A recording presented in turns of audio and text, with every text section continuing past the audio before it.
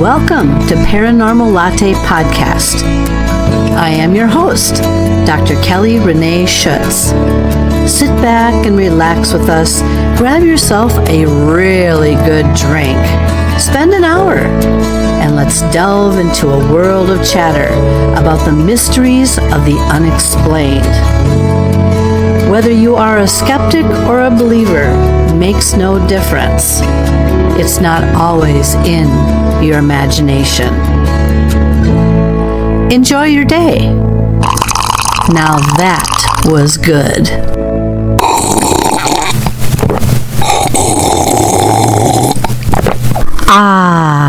Now that was good. Everyone, and thanks again for joining me for another episode of Paranormal Latte Podcast. My name is Dr. Kelly Renee Schutz. I am the host and the producer of this show. Today we have with us Chris McKinnell. He is one of the world's most experienced paranormal researchers and the grandson of the legendary investigators Ed and Lorraine Warren. He began investigating hauntings at the age of 16, working closely with his grandparents on major cases such as the haunting in Connecticut and Satan's Harvest, the possession case of Maurice Theriault, known to many as Frenchie from The Nun. Over the past 4 decades, Chris has worked on more than 10,000 cases across the globe, helping individuals and families affected by unexplained phenomena to understand their occurrences. He co-founded the Warren Legacy Foundation for Paranormal Research alongside with his grandmother Lorraine Warren to continue their mission of offering support, understanding, and compassionate guidance to those in need. We had a lot to talk about this evening, so sit back and grab yourself a Bible as Chris and I go head on head with some very interesting topics. Please welcome him to the show. Well, good evening, Chris, and thank you so much for being on the show today. Oh, it's my pleasure. Thank you for having me. Oh, and a long ways you are away from us, but you know what? This is going to be very, very exciting. I've been looking forward to our interview here for quite a while, and I'm glad I managed to get you. So thanks for being on the show. So I think what we're going to start out with, as usual, from that interesting introduction that we had, where did all of this start for you? I was born into it. I really had very little choice in the matter. My grandparents are Ed and Lorraine Warren, and from my earliest memory, I think my first memory is being locked in the museum when I was 3 years old. Oh, no. It was night, and my 2-year-old sister locked me in, and I was pretty terrified. Luckily, my grandfather was in his office in the back, and he came and rescued me. But I always had gifts, and I was terrified of the dark because I could hear them, I could feel them around me. The room was always frigid, and it was difficult for many years until I was about 14, and then my grandparents started taking me on lecture tours, and I got exposed, especially to my grandmother's abilities. It just blew me away to watch her. And when I was 16, my grandfather took me on my first case, and I've never looked back. Okay. For just a little bit, for some of our new viewers tonight, they may not understand that you are the grandchild of Ed and Lorraine Warren, which are very, very famous for. Can you explain just a little bit about their background so that way people can connect the dots, and then how you fell into this, obviously? Are you, by the way, I want to also ask, are you an only child? Not that I just wanted to figure out if you, or did you have siblings that also went on this journey with you, or did you pretty much go on it by yourself? Well, I do have a sister. She's 10 and a half months younger than I am. But she's never had anything to do with the paranormal. Mm-hmm. It's never been an interest of hers. I'll be honest, I don't do this because I'm fascinated by the paranormal. Mm-hmm. I do it because there's a need, and I want to help people. That's all. Mm-hmm. But yes, my grandparents, most people know them from the Conjuring or Annabelle films. Mm-hmm. Those are based on real cases, but the details are fantasies. None of that. So don't watch one of these movies thinking you're watching a documentary. You're not. And I'm the only one left in my family that actually works in the paranormal. Interesting. I want to go back to when you were, I don't want to say locked in that room. I don't want to re-traumatize you, but what kinds of things did you hear? Because, many of us can relate to having these kinds of experiences, but in very different ways. And so here you are, very young. Maybe at that point you didn't know you were clairaudient. I don't know. Tell me a little bit about what kinds of things you went through. And do we necessarily want to call it a museum or a place where there was haunted objects? How do you want to refer to that? Well, as a shorthand, I guess a museum is okay, but I think it's misnamed. It's the worst part of my grandparents' legacy. Everybody wants to collect these objects now, and anybody can tell a ghost story and sell a broken chair as a haunted chair. It's going to be fake. But if you're one of the unlucky few who actually gets something that's haunted, why would you do that? What on earth could possess you to invite something in that has a negative attachment to it? So, honestly, that moment was very brief. As soon as I was locked in there and I'm looking around at all of this ghastly stuff lining the walls, a snarling tiger skin laid over a table, I started screaming bloody murder, and my grandfather came out running and rescued me. So I was afraid of the dark until I was 16, and my grandfather took me on my first case. I'll be grateful to him for the rest of my life, because that was an over-the-top poltergeist case. I mean, straight out of Hollywood. And it's weird, they never did a book on this one. And I thought of all their cases, that would have been a perfect one. But after that night of sheer terror, I've never been afraid of the paranormal again. And I went to bed the next night without the light on.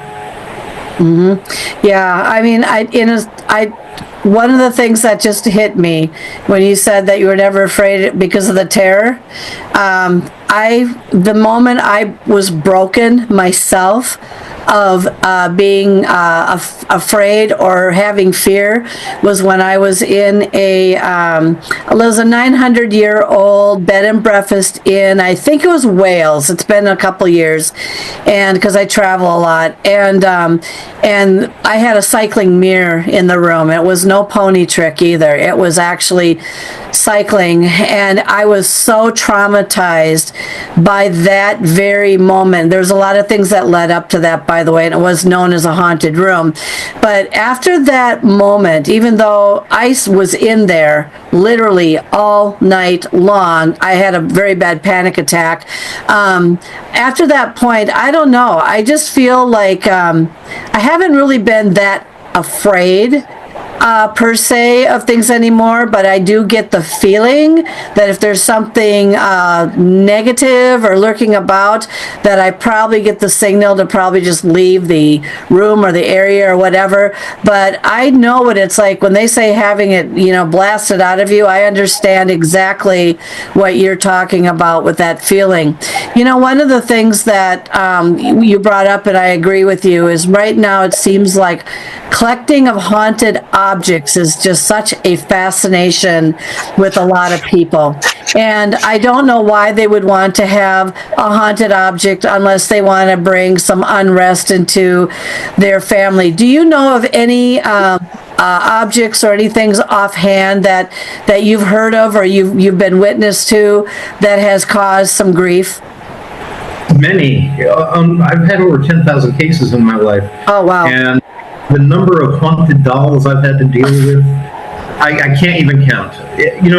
I think that it's interesting to me that dolls seem to be the thing that most often ends up manifesting as a haunting. And my theory is, if you think about all of the objects that we have, a doll is probably the only one that we're going to invest emotions into, whether for good or evil, love or hate.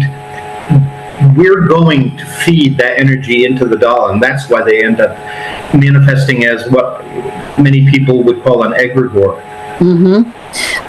We had on my family farm a doll that, if this doesn't sound creepy to you, I don't know what will. It somehow got buried. I don't even know. I think it was either one of our dolls. I have 7 siblings, so we had lots of dolls along the way. But this doll started surfacing from below the dirt out in our backyard at some point. I mean, obviously it was buried, and then it started surfacing, and one of my siblings discovered its face coming up through the dirt. Okay, and so they pulled it out of there and thought, oh, this is interesting. Whose doll is this? But no one would stake claim to it because we all claimed we didn't remember the doll. Well, long story short, that doll, and I still say the property I lived on as a child was haunted with something very negative. There was some negative presence on that land, and that doll, though, caused a lot of different things to happen. Everything from something literally getting run over and dying, and to this and that. I mean, things that just came out of the blue. I was the one who took that doll, wrapped it up, and took it away from that farm. And as crazy as it sounds, I will remember my mother saying, "Why are you taking away my friend?" And I thought, oh my God, what is that expression coming out of her mouth? Never ever heard of her ever saying anything as crazy as that before. And it was like, oh, you're under some kind of influence of something here. But I took that thing away. I never told him where I took it. I went good 125 miles away, probably still trying to crawl itself back to the property. But, yes, I agree with you 100%. Dolls they seem to be the number one haunted object. Have you ever been witness to any dolls that have turned their heads or blinked their eyes or anything like that? Not that I recall. But honestly, my memory of all of my cases is pretty limited. I've had too many and so many experiences that they all have just blended together. Mm-hmm. Have you ever had any of those types of experiences attached to you and you came home with it? Can you tell us or share with you any type of story that you might have? Sure. A few years ago, I was in Orlando doing it was a horror movie convention. Mm-hmm. They were inviting some paranormal people in. And one of my colleagues had a doll that she said was haunted. Mm-hmm. She had it online. She had been promoting it. But then things started going bad. So she brought it to me to check out. I immediately could tell that there was something very negative that was manifesting inside this doll. So she asked me to get rid of it for her. Mm-hmm. I said, look, I'll hold on to it for the weekend while we're here, but then I want you to take it far away from any house. Mm-hmm. I want you to bury it a foot deep in the ground, consecrate the ground, however your spiritual path tells you to do that, holy water, blessed salt, what have you, mm-hmm. and then never come back to it. But yeah, I got an attachment from that doll, and it caused havoc in my life. I believe it was the reason that when I came back, I'm in Paraguay, so when I came back here, I was under attack.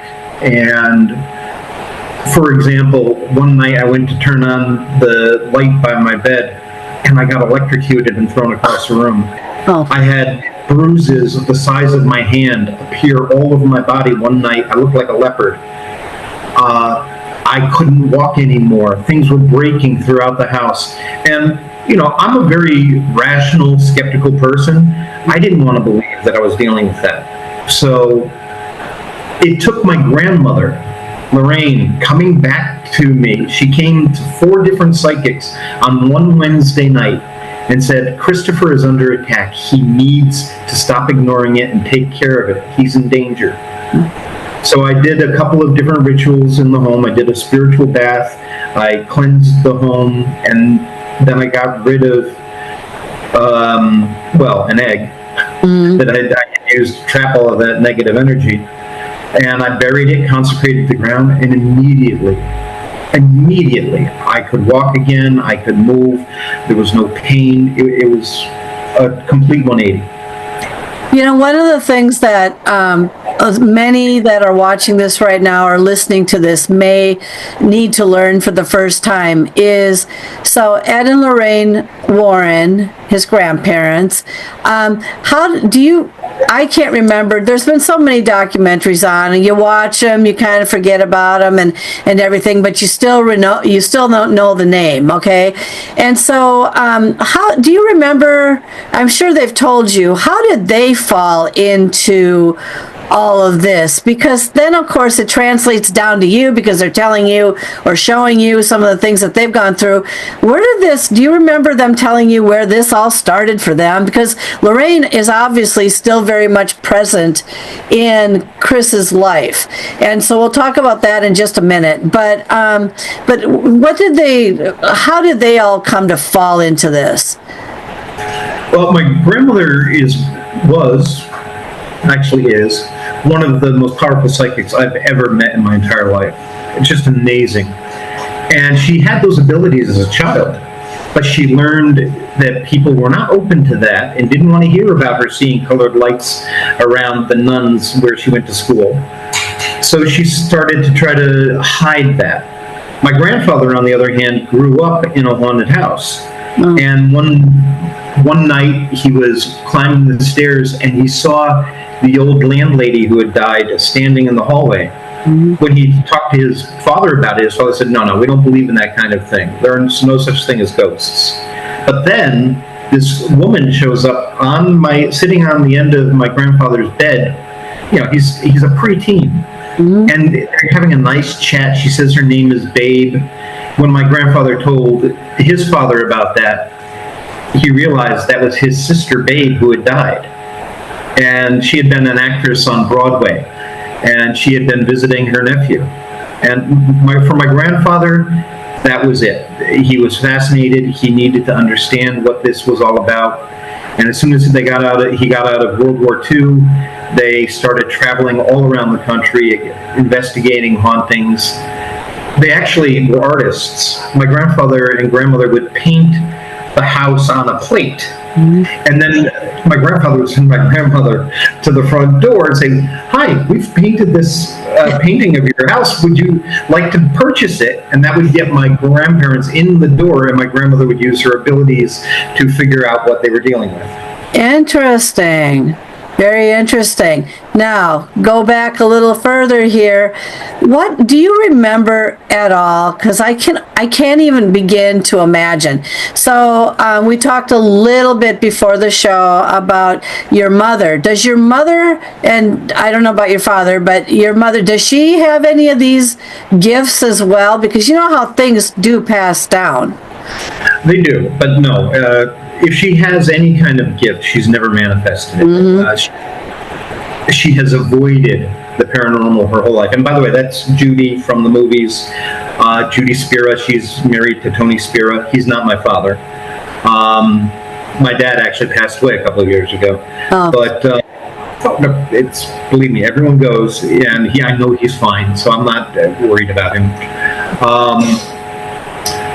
But no, my mom has avoided the paranormal her entire life. It terrifies her. When I work on a case in her house, she's like, do you have to do that here? Yeah, I need to see if I can bring something up here, yeah. Actually, there was a cute moment. I was dealing with a young lady who manifested poltergeist abilities. I mean, she's just a powerful psychic. And I was just getting on the line with her through this medium, through the internet. Yeah. And the moment she and I connected, the power in my mother's house browned out. Yeah. And she was like, don't do that in my house. Do you think that leads me to another question to you? So I am believed to be, I guess, I don't know how, to have some kind of ability, especially with the influence of electricity and or electronics, depending on what's happening with me at the time. My biggest influence right now is winning lots of big jackpots at casinos, and people are fascinated by this. They don't know how I do it, and I just basically say I'm channeled, and I'm told where to sit down, which is what happens. There is no magic trick here. I couldn't pull the card out of my sleeve if I wanted to, but the thing is, yeah, it's nice to walk away with money, but on the other hand, in order for me to win this money, I do have to go into a very subtle, mild trance and be channeled by something that literally tells me where to go and where to sit down. Do you have any kind of influence or abilities of affecting something electrical? That's what I'm getting at. Right. Most psychics have this problem around electronics. They drain their batteries on their cell phones and so forth. As a matter of fact, when my grandmother died, I was at her bedside, and I had spent the whole day with her that day. And the moment she died, my iPad went from 35% power to 0. Just boom, gone. I've had psychic. There was one woman who was an out-of-control psychic, and every time she would pick up the phone to call me, the call would drop. So I had her mother come to her house, hold the phone, we could talk, and I asked her, all right, now you hold the phone. The moment she did, the call dropped again. That's normal. I believe that psychics are extremely sensitive to electromagnetic frequencies. This is how they're picking up information. Right. And, everything is energy. But the brain has to rewire itself for psychic input. So some people can look at white noise on the television, or they'll look into a mirror, use a pendulum.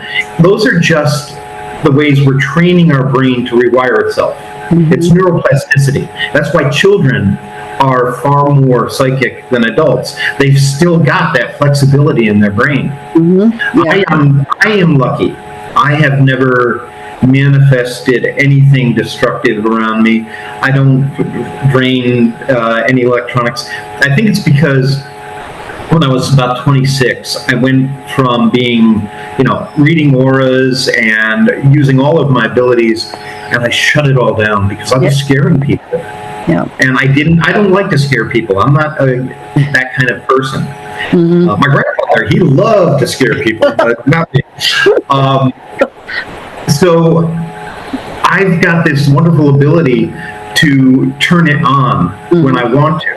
And otherwise it's not there. Question for you, because one of the things that I haven't been able to figure out yet, even if I was the one causing that, which is very interesting, can you tell me, here's the interesting part. So I had a clock, all right, and I would be looking at this clock, and one day I noticed it was 6 hours ahead. And so I thought, well, how on earth did that clock with brand new batteries in it move itself 6 hours ahead? So I would watch this clock, and on occasions it would be always exactly 6 hours ahead. There was one time when we flew out of state. I was probably about 1,500, 2,000 miles away. And all I had to do was I just thought of my clock in my bedroom, and I came home and it was 6 hours ahead. I'm going to ask you, because I just can never figure out why not 1, 2, 3, 4, why always 6 hours? Was I doing that, or I don't know. Do you have an explanation for that at all? Not really.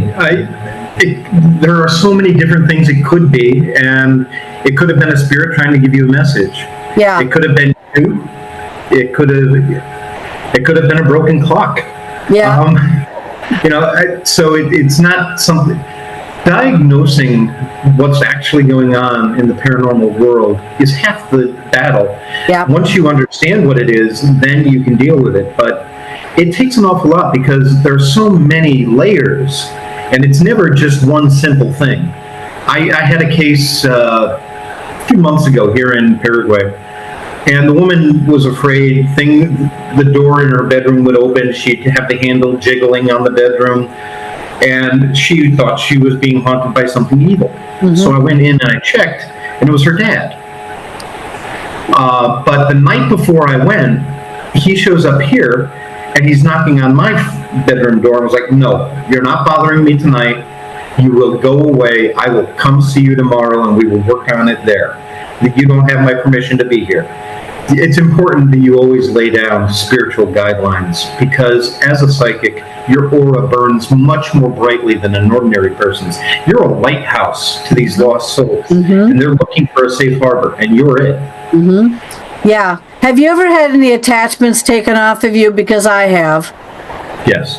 Yeah, as I mentioned, when I was being attacked here in Paraguay, that was an attachment. And I was very lucky that the rituals I used were able to work.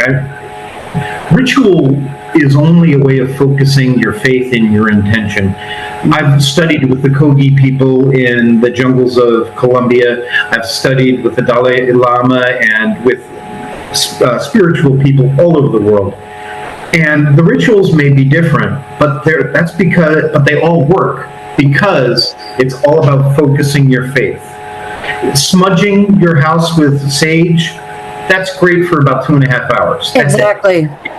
No, you have to combine it with a ritual that focuses your prayer to God, or however you see that nebulous being, and ask it to protect you and cleanse your home. You know, I struggled with my faith for 50 years. I studied every religion imaginable because I was trying to understand the mind of God. And then I realized what an egotistical ass I was.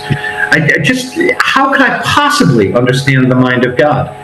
I found my faith when I accepted my ignorance. Now I realize this being's perspective is greater than mine could ever be.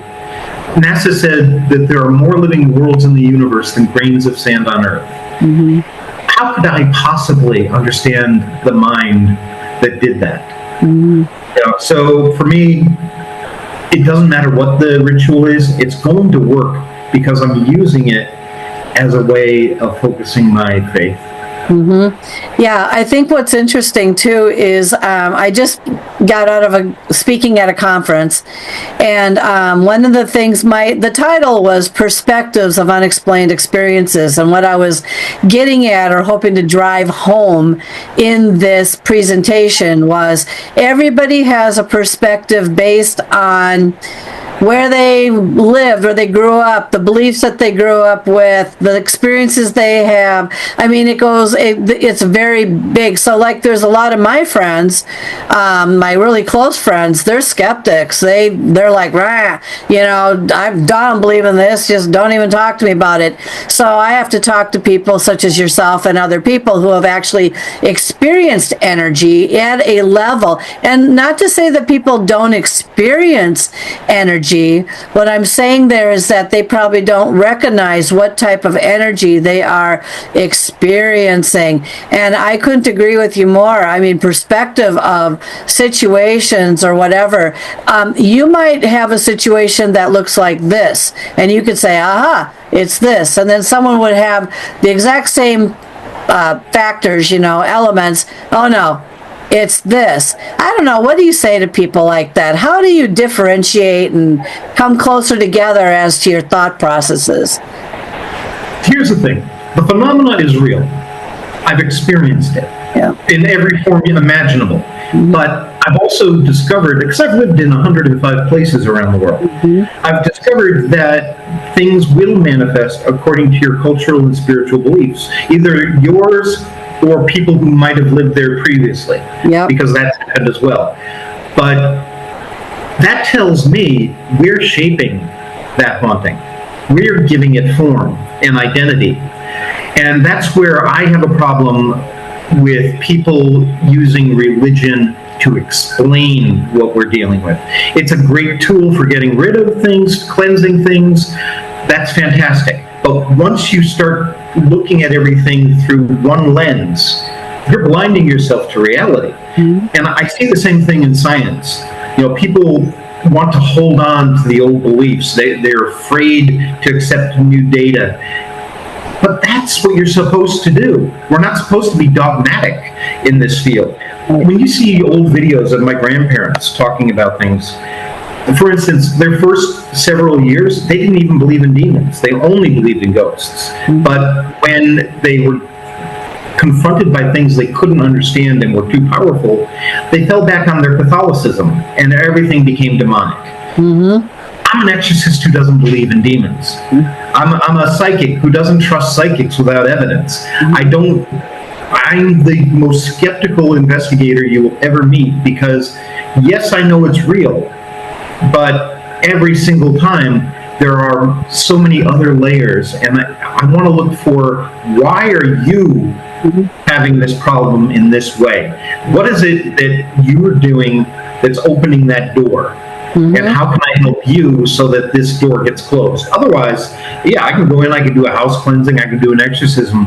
But if we don't deal with that underlying issue that made you vulnerable to begin with, domestic violence or past traumatic events, what have you, if we don't deal with that, then it's just going to come back. Yeah, it keeps following a person, that's for sure. And I agree with you, by the way. The individual I talked to when I was at the artist store, and when we had this incredible moment of, we believe our former manager of, we believe she was there, definitely in spirit, because we both felt her. But the thing is she wanted to sage the store, and I said no.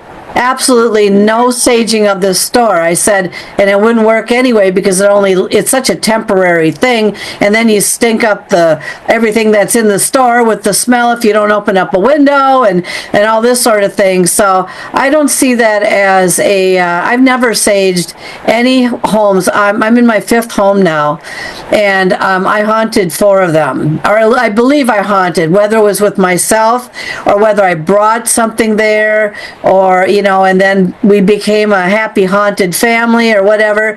So I'm in a brand new house right now, but I have had clues given to me of something that has probably attached to me, mainly a child. Children like to see the reaction of people when they play hide and seek with their things, and I could tell you stories, but it doesn't happen all the time. But on occasion I can tell when something's around, because something will, I don't want to say go missing, but it'll go missing and then it'll show up, or I have to demand that it comes back, bring it back, and right now I need that, and I'll leave the room, and when I come back it better be sitting on the desk, that kind of thing. So sometimes you just feel like you're going a little crazy there, but have you ever had experiences with things going missing and then coming back? Constantly, everybody does. That's one of the most common ways that they let you know that they're around, because it's easy for them.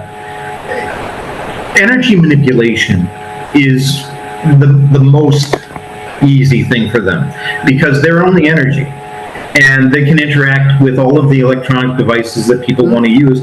I caution people not to go out and waste a bunch of money on a spirit box or something stupid like that. If you've got an iPad or a tablet or a phone, you've got everything you need. If they want to communicate, they will. But make sure that you're respectful. Make sure that you are setting those spiritual guidelines, like what you just talked about, telling them what your expectations are. I want that thing back on that table. It's like me talking to you. If I tell you this is my boundary, I don't want you to cross that boundary, you're going to respect that more often than not. Ghosts are just people. They're going to respect your boundaries if you lay them out for them. But because there are transitory spirits, you have to do that out loud on a regular basis. I've had so many psychics come to me and say, I keep moving to new homes and they keep following me. No, they're not following you. You just keep attracting new spirits. People die and they see your light and they're attracted to you because they're lost and they want help, or they have unfinished business and they want help. Yes, there is the rare person who was a jackass in life, and they're going to be a jackass in death. But think of how many people you meet in a day, or see on the street. How many of them are you afraid of? The same thing with a ghost. So it's just a person. So that brings me to another question, because there seems to be different theories on this, but you just brought something up that I'm curious about. So maybe, I don't know if it's a religious belief or someone started the ball rolling when all this paranormal stuff was really getting put out on TV, and you can't believe everything you see on TV, of course. But the question is when someone, let's say someone was mean in life or playful in life or whatever, some people believe that the mean ones that pass over are now nice people in heaven, and that they still don't retain their personality. What are your thoughts about, though many of us, of course, passing over and personality? Is that retained, or does that transition or shifts? What are your thoughts on that? This is a pretty deep conversation we're going to get into here. Even my grandparents believed in reincarnation, even with their Catholic beliefs. I remember my grandfather hypnotized me when I was 16. Oh, wow. Regression, and taught me how to do it. And I remember my last lifetime. But I am not that man that I was then. He was a World War I veteran. He was a grocery store owner, and then he was a sheriff's deputy in Texas, and he got either hit by a car or he was doing a traffic stop and he got killed. That personality is gone. But those attachments I made in my lifetime brought me back here. That's what karma is. When we talk about the higher self, I believe that's the part of us that is still on the other side. That's the overmind, if you want to call it that. And it's bringing us down here to experience, to grow, to learn, to grow closer to God. But as long as you're retaining your sense of self, you're going to keep coming back. You have to be willing to give that up. People who die and are earthbound, they're going to pretty much be who they were when they were alive. Some may be very frightened, they may be desperate, in denial, or jackasses. But once you pass over, yes, there's a change then, because now you're integrating with your higher self. You've got a greater perspective on who you were, why you were here. Remember, life is a dance. Every person you're interacting with is offering you lessons, and you're doing the same. And it's all to raise you up. Even the bad things that have happened to you in your life, I went through hell most of my life. And I couldn't be more grateful today because I'm having conversations like this, and I can help people understand that without those difficult times, I wouldn't have the ability to offer you what I'm offering. So, no, I don't think you magically become a good person when you die. I think when you go through to the other side and go through the, let's call it transition, then yes, you can come back a better person. And people do come back and forth. Often people will say, oh, I don't want to live near that cemetery, it's haunted. No, cemeteries are not haunted. You're the one going in there giving recognition because you're reading John Smith on the tombstone and you're trying to communicate with John. Yeah, you're calling him. That's why he's coming. It's all about the law of recognition. I don't worry. I mean, when you die, do you really want to haunt your moldering corpse? No, of course not. No. You're going to go to where you felt safe in life, or you'll be stuck in the moment of your death because you're in denial. And those people, my heart breaks for them, and I'm here to help them too. I don't treat the dead any different than I treat the living. Everyone deserves my respect. Yeah, it's interesting because one of the things that I don't think people realize is that, and some of these cemeteries, by the way, they don't have nice people hanging around, or we're talking, there's some energy there that doesn't necessarily know what its place is, and you don't want to sit there and mess with that. That's not to say you shouldn't go into a cemetery. Just be mindful when you go into a cemetery. People, just because something that you perceive as possibly negative happens, it's not necessarily negative. Even if, my coffee cup flies across the room and smashes into a wall, that doesn't mean that I'm dealing with the devil. Right. Ghosts don't have fine motor control most of the time. Yes, they can make keys go missing and things like that. But if they really are trying to get your attention, it's a burst of energy. And that's going to happen. When people tell me, oh, I hear footsteps in the hallway at night, it's like, okay, don't jump to the conclusion you're dealing with a demon, because if it was a demon, and again, I don't believe in demons the way people believe in them. If it was something like that, it would be overwhelmingly obvious you were dealing with something dangerous. It's probably, your grandmother come to visit. Nothing dangerous at all. It's a beautiful experience. And don't let your fear turn it into anything else. I have a question for you. Well, before I get to my question, I'm curious. So I did wake up once with a handprint on my body, and for a year and a half, you'll see it if you rewatch this show, you'll see what I discovered on my body one night, and I had 5 different psychics tell me 5 different things, and then we had to do process of elimination and all that, and we kind of came down to with this one that I think was pretty darn close to what it was, and I had a dream too, and I'm going to ask you about that in a minute, but yeah, I had a handprint show up on my body. It was blood red purple, and it just came, and then it left. It didn't dissolve. It just left, at 3 hours later. And so my first question to you would be, have you ever had any kind of a marking? I think you might have said earlier you did, but markings on your body, and what do you attribute them to? Absolutely, many times. Most of the time it's perfectly natural. You scratch yourself and you don't realize it. You're bleeding. You're like, what the heck? But when you have that mark and it fades immediately, like within 2 or 3 days, you've got a cut and then it's gone, then you're probably dealing with something psychic, a psychic wound.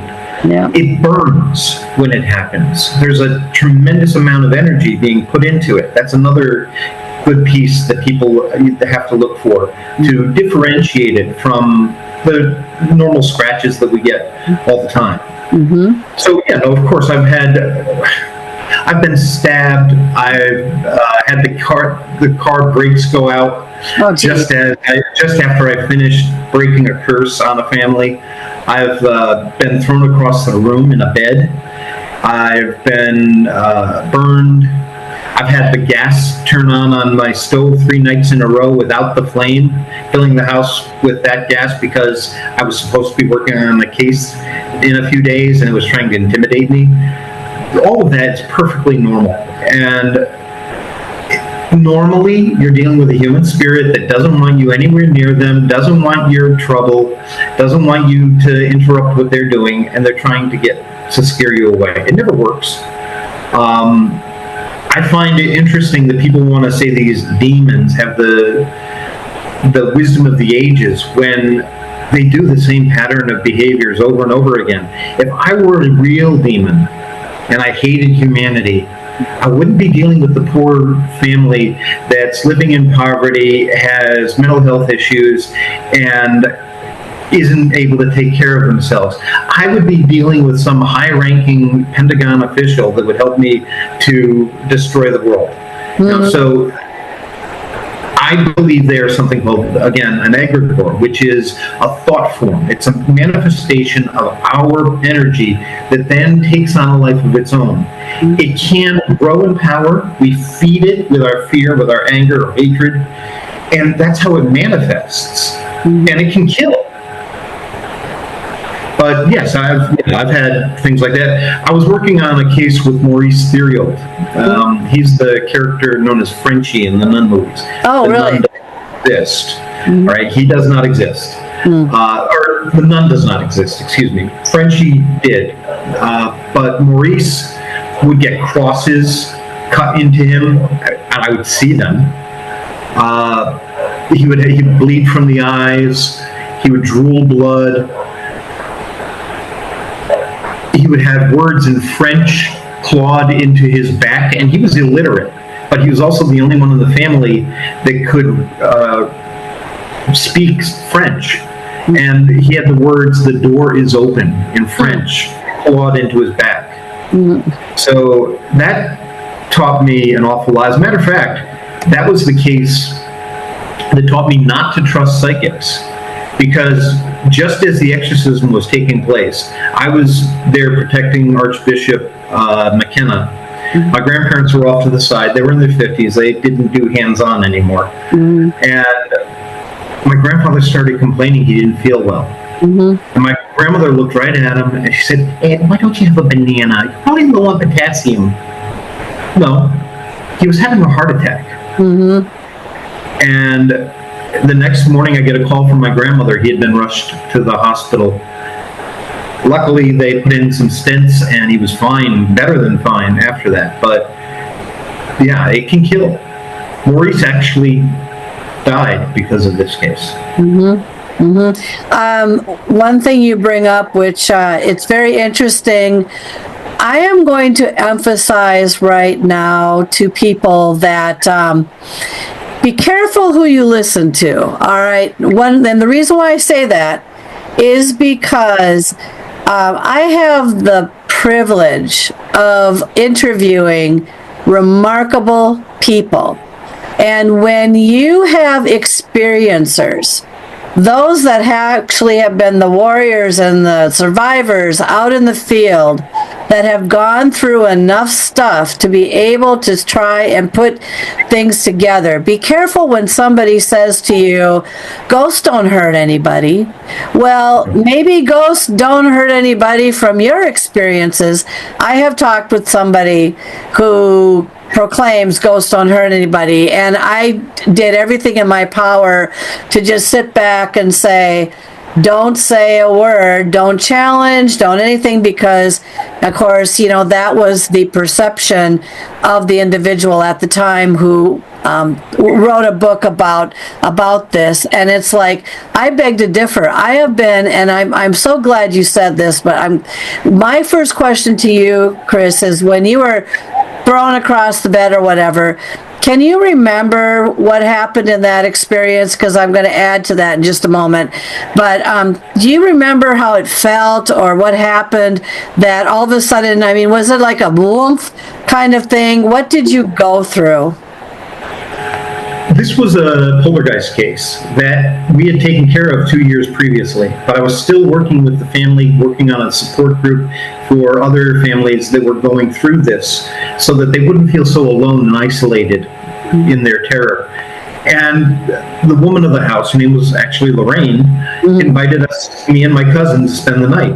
My cousin had never been there. He was very curious. So being the nice young men that we were, we kicked the 10-year-old out of his bed, put our sleeping bags down, and we were sleeping in the kid's bed. Now remember, nothing had happened for 2 years. But that boy, he was upset. We had kicked him out of his bed, and he was in a sleeping bag on the floor. My cousin started yelling at me that I'm kicking the bed. I was like, I don't feel anything. I'm not touching anything. I'm still in my sleeping bag. Yeah. So we turned off the light again. And then, Chris, stop! The bed picked up, flew 10 feet across the room, smashed down, and broke into pieces. I laughed my ass off. I thought it was the most amazing thing. I know. At 4 years old, it was the most amazing thing I'd ever experienced. And my cousin, he made like the road runner. He got out of there faster than you could imagine. But I think that the child tapped into the energy that was still in that house. And he's the one that did that, because nothing ever happened again in that house. It was a one-time occurrence. Yeah, it's interesting, isn't it? I mean, if I could go back and figure out all of the different scenarios I had, and I've had over 100 plus. I mean, I just, to me, you could tell me, anybody could tell me their story, and in some way I'm either relating to it or debunking it or something, because I've just been through so many different energy, different types of things. But it's the reason why I asked you about that was because when I was in Groveland Hotel, and it was another one of these haunted bed and breakfasts, and I felt safer going to haunted bed and breakfasts.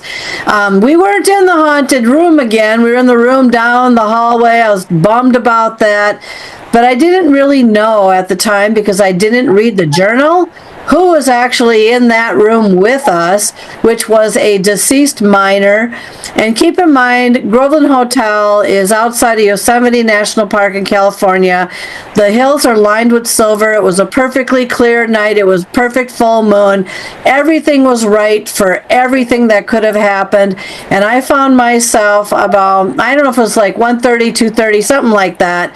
I woke up because I was bouncing on the bed, which means that I felt this foot underneath. It felt like a foot underneath me, and I went flying way up in the air, and then I was bouncing, and I woke up thinking, what the heck just happened to me? And then I find out that the miner that liked to reside under the bed in that room, who stole remotes and socks and everything like that, didn't like people who snored. And I snore when I'm laying flat on my my neck, on my back. I didn't have anything to prop my neck up. And so, but then of course, and I felt dead tired, like something just completely drained the living daylights out of me the next morning. But, you've got people that have also challenged my theory of the miner by saying, because of this handprint, and it's a long story, but were you dropped? Okay, so some think I might have been potentially abducted, and then, because it was perfect conditions for everything, and then dropped back into bed, and maybe the foot I felt was trying to whatever. So you see, depending on the type of perception or the type of angle that a person goes with, one will go with the UFO theory. Oh, you were picked up and dropped, okay? Another one will go with the paranormal theory of, yeah, you ticked something off in the room, it was mad at you, and this is what it's done, and everything like kind of what you said, from the shaking and all that sort of thing. Very, very fascinating stuff. Don't really know to this day which one I'm leaning. I have a third possibility for you. Yep.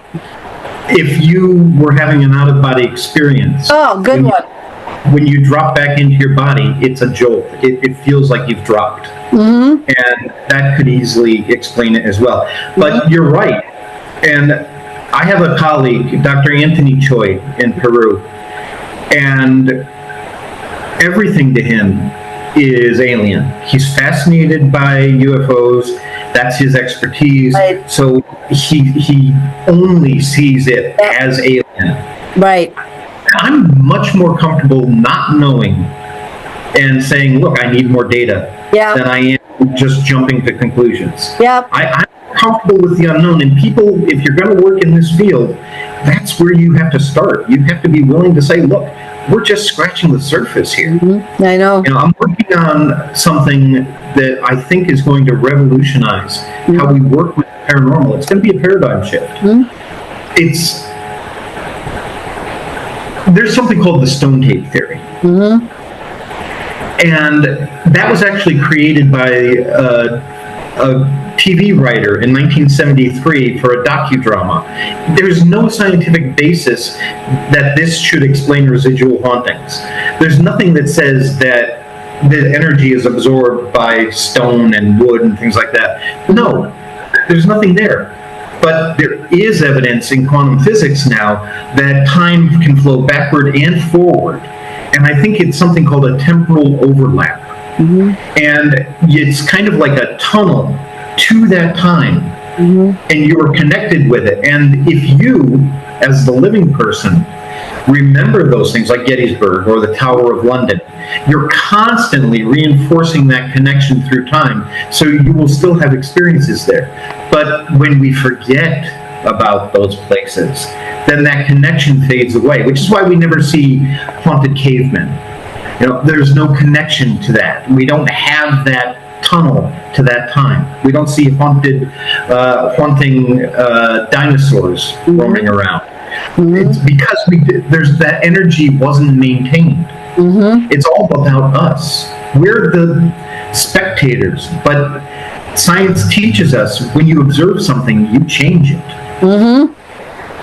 Yeah. So it's all about that energy and connectedness that we have. I'm anxious for you to get your books done so we can learn some more from you about this, because I just love talking with experiencers and those that look at this more openly than someone who goes down that one narrow-minded. I don't want to call them narrow-minded. I didn't mean to call you narrow-minded, anybody. Just the one viewpoint of it's all got to be paranormal or UFO related or whatever, because I've been searching for years. That's why I keep asking the question, what exactly have we experienced here? What exactly are we learning through this experience and what's going on? Very fascinating. We'll have to have you back, Chris, because I'm anxious for you to get those books done. So tell everybody a little bit about how they can get a hold of you, what you've got in the pipeline, all that sort of thing. Well, if you need help, you can either go to our website, warrenlegacyfoundation.com. We have a link there where you fill out a form. It gives us an idea of what we're dealing with, and then we'll be more than happy to help you. All of our services are free and confidential. I've seen how publicity can destroy a family. I will never put them through that. But you can also reach out to me on Facebook. I have 3 different Facebook pages. I don't know why, but I'm always willing to talk to anybody who needs my help. Just please reach out to me. You can find me on Instagram at Warren Files. If you want to learn more, we have a wonderful series of about 100 videos on the Warren Files YouTube channel. It's not just me. I think it's very important that as the foundation, we represent many different viewpoints, because I don't have all the answers. I have more questions today than I had when I started. Back then, I knew it all. Thank you so much. I will have everything in the show notes, so that way people can rewind and stop and grab that information. And again, once you get those books done, we'll have you back, and then we'll talk about your books. So on behalf of the show, thank you so very much.